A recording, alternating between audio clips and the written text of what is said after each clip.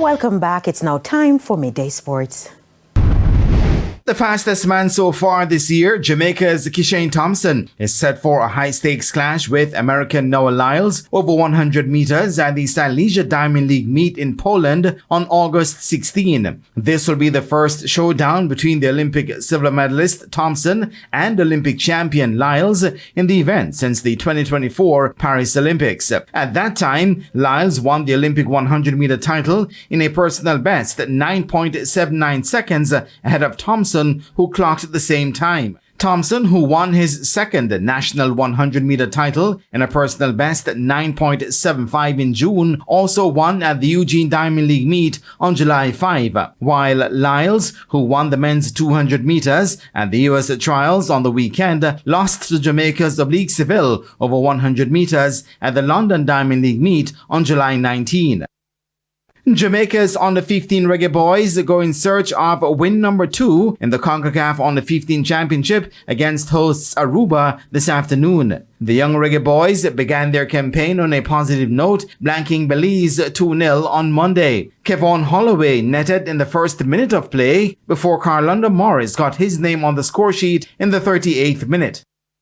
12 living legends of the 1975 West Indies World Cup winning team have been granted Vincentian citizenship by St. Vincent and the Grenadines Prime Minister Dr. Ralph Gonsalves. In a ceremony at the Honorsville Cricket Ground on Sunday during St. Vincent's Emancipation Weekend celebrations, Sir Clive Lloyd, Sir Andy Roberts, Sir Gordon Greenidge, Derek Murray, Alvin Kalitcharan, Collis King and Bernard Julian were bestowed with Vincentian citizenship. I still think our cricket is very important because it brings us together. It's the glue that keeps us together. And I would think that they'll think of that as a situation where we cannot abandon West Indies cricket.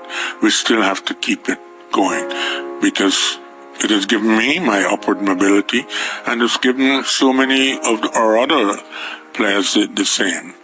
So we have to protect our cricket.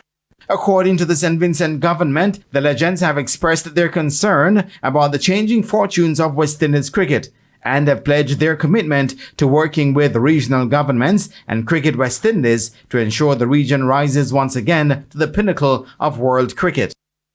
Two-time West Indies World Cup winner Samuel Badgery believes all-rounder Romario Shepherd has the tools to fill the void left by Jamaica's Andre Russell. Russell retired from international cricket following the West Indies' first 2 T20 internationals against Australia in Jamaica last month. Andre Russell is irreplaceable.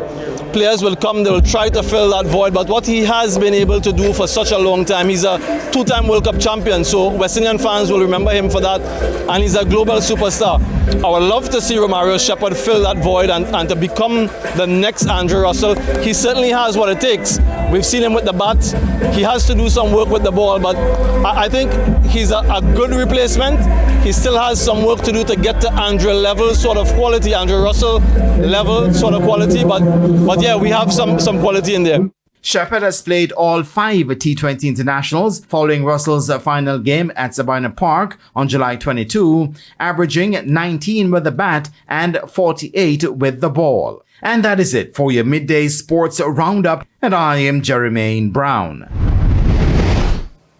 Thank you, Jermaine. And that's the Midday News package. I'm Carrie-Ann Simpson. Join us at 7 for Primetime News.